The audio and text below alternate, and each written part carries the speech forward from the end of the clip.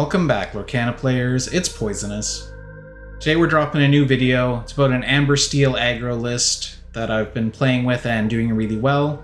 So I was off for a week, I'm finally back grinding out Reign of Jafar. I was streaming last night with this deck and it went really well. I think that this deck is really strong. The new tools from Reign of Jafar have made it a little bit better. So we're going to break down the deck list and go over how to play this deck. As always, thanks for your support watching the videos. If you're not subscribed to my Twitch, hit the link in the description below. Follow me on Twitch, I'm trying to get that channel off the ground. And we're on the quest to 1,000 subscribers on YouTube, so if you're not subscribed yet, make sure you hit that subscribe button. We're almost there, we just need that final push to 1K. Let's do it. So this is the deck list. It is based on the Diggy Hole deck from the previous set, using some of the new tools that have been introduced with Reign of Jafar. So the deck runs 12 1-drops, it's running 4 Cinderella, 4 Daisy, and 4 Rhino. New Rhino card is in here as a shift target, and the reducing strength can be useful sometimes, but it's mostly here as a shift target for the big Rhino. We're running 3 copies of Penny because of her healing and resist effect, 4 copies of Piglet because we're going full aggro here, 4 copies of Doc for card draw, 4 Smee, and one of the new cards that we're running is Lady. This is probably the best rare of the new set. So she's a 3-cost 2/2 that quests for 2, and when you play her, you can play a 2-cost or less character for free, and we have lots of really great targets for her. So she's an awesome card. She seems really powerful and probably shouldn't be an inkable, but here we are. We're running 4 copies of Lawrence, Heat, and we're running 1 copy of Goofy.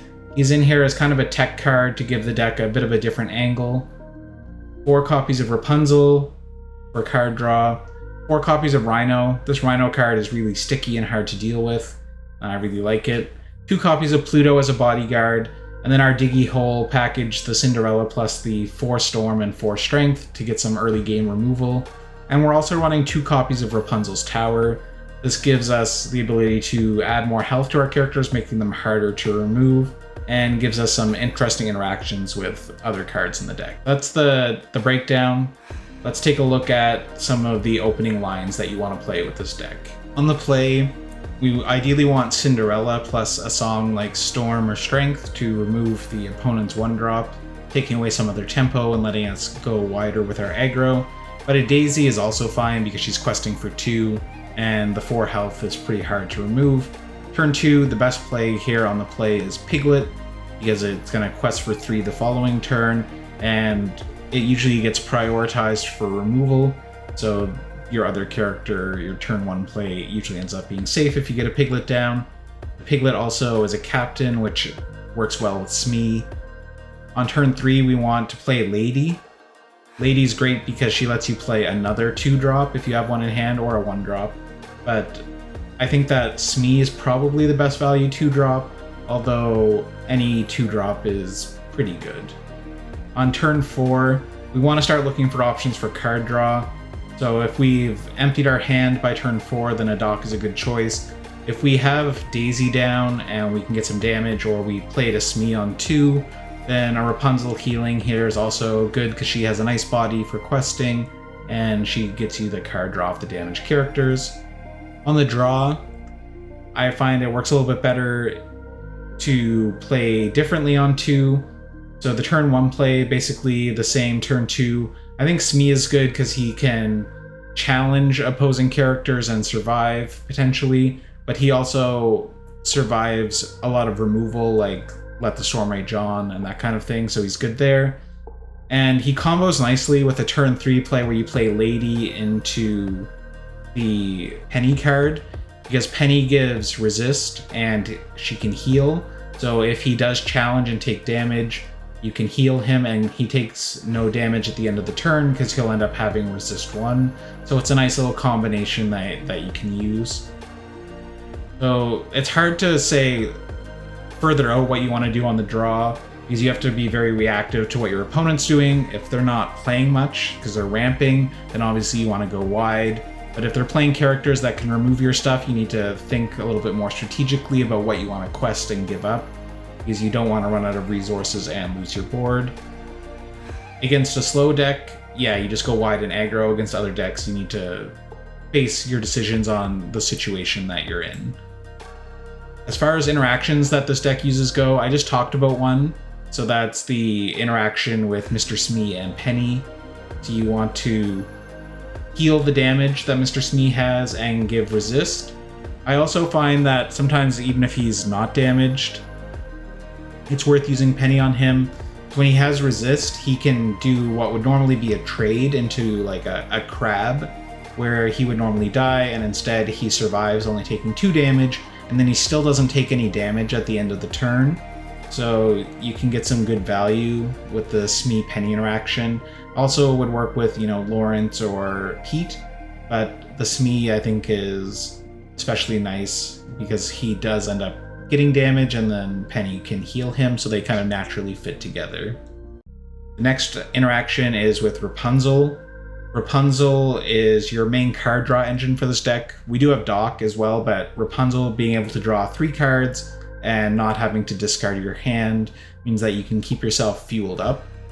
The main cards that she really works well with are Daisy because she has 4 health and Lawrence because he has 4 health. So Daisy, you could attack a Pete or a Crab or something and then heal. Lawrence is good because he can actually take out a body with his 4/4 stat line. You take somebody out and then you heal him back to full and he becomes a 4/4 again and you refill your hand. But we do have Rapunzel's Tower, so you can actually give +3 health to any of your characters. So even your weaker characters can survive a challenge and get you some card draw with the Rapunzel's Tower interaction. So that's something to look out for and plan around. If you have the Rapunzel in your hand, I'm always hesitant to ink Rapunzel because she's such an important element for card draw. The next card I want to talk about is Goofy.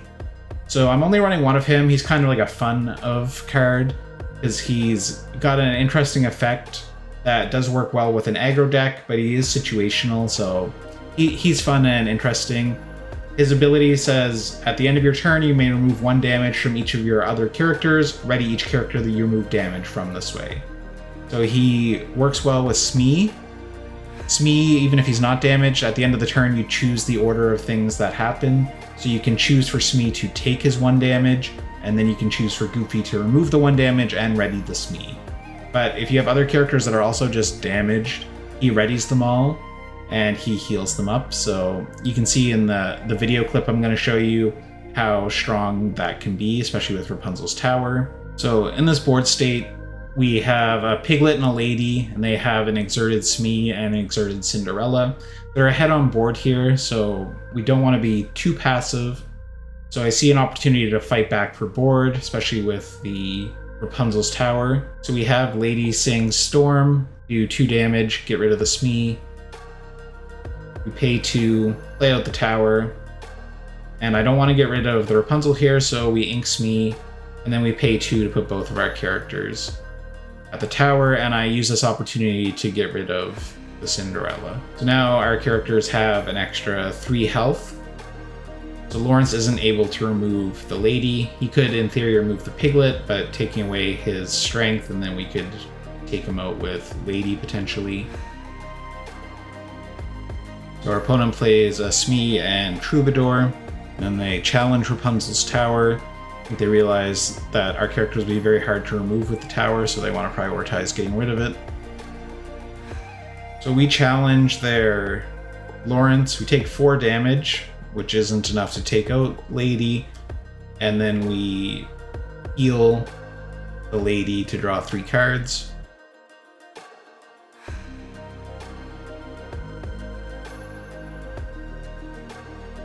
And then we have Piglet finish off the Lawrence. So questing with the Piglet, it's like a free removal. Also prevents them from potentially doing like Rapunzel. So we ink Penny here just to get Rapunzel also in the tower. And now we have 3 characters with a lot of health. They can take the tower out here. But we have the Goofy in hand.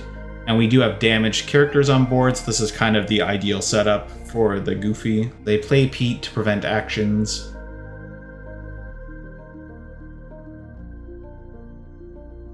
And they take out the tower, so that way it'll be easier to remove our characters going forward.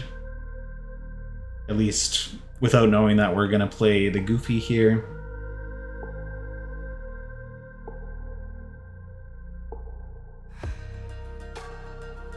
We get to quest for 7. For 4. We play Goofy, so his effect will let us heal and ready the damaged characters. It's unfortunate that we don't have like a good aggressive 1 or 2 drop that we could also throw down this turn. Make better use of the ink that we have. We end our turn and Piglet and Lady both heal 1 damage and they ready, so now they can't challenge in and remove the Piglet. And the Goofy is good. He's a 3/4 that quests for 2, so he's nothing to scoff at in terms of the body that he provides as well for an aggro deck. So the last card that I want to highlight is the new Rhino Power Hamster. This card is really strong because it has resist 2. It has resist 2 when it's not damaged. The good thing about that is that it makes it hard to damage. So this card can be very hard for the opponent to remove. They're not running steel and like have access to a Long King Zeus, or they have a crab to boost something up. A lot of times they can't take it out in one shot. So getting one of these down the board means that you can challenge their characters, or you can quest with it since it quests for 2, and they'll have a hard time removing it. So I've definitely won games where mathematically they couldn't remove everything because of the amount of resources they would have to dedicate just to removing Rhino. So this card is really good. It does shift onto the little Rhino, which sometimes can come out of nowhere as a surprise because you drop the little Rhino just as like an aggressive quester, and then you shift onto it and start taking things out, or shift onto it and quest. But this card feels quite strong, and with Penny you could even give it resist 3, so it can take out a crab or a Pete or something and not even take any damage, and then it's very hard for them to, do anything to crack back at it. So this card is one of the best cards in the deck. It is a 4 cost, so you don't always get to play it. Sometimes you do end up playing it on 2, and it kind of just wins the game because they don't have a good way to deal with it as well. And it's fun. So that's the interactions with the deck. That's the opening lines. I did play this game live on stream last night. So my YouTube channel has all my VODs from my streams. So if you want to watch more gameplay, you can check out my live video for this deck and go through the gameplay that's there and see the matchups that I had. This deck does really well into anything slow, like red-blue or blurple, anything that's kind of taking its time, and it's really good into a lot of decks that just aren't tuned to deal with how aggressive this deck is. It kind of out-aggroes other aggro decks sometimes because of how wide it can go, and the ability to sing the songs to do some targeted removal when necessary really helps. I think that the only matchups this deck are going to struggle against is like purple steel or maybe red purple if they're fast enough, because they have the removal to deal with your board, and like the fox crab interactions are high value. Fox and crab are huge against aggro decks, so that's something to watch out for. But try out this deck. I think that it's good. A lot of decks just can't keep up with it, and it's a lot of fun. It's pretty straightforward to play. So thanks for checking out the video. If you have any comments, drop them down below. Hit the like button, hit the subscribe button. We're on that quest to 1K. Cheers.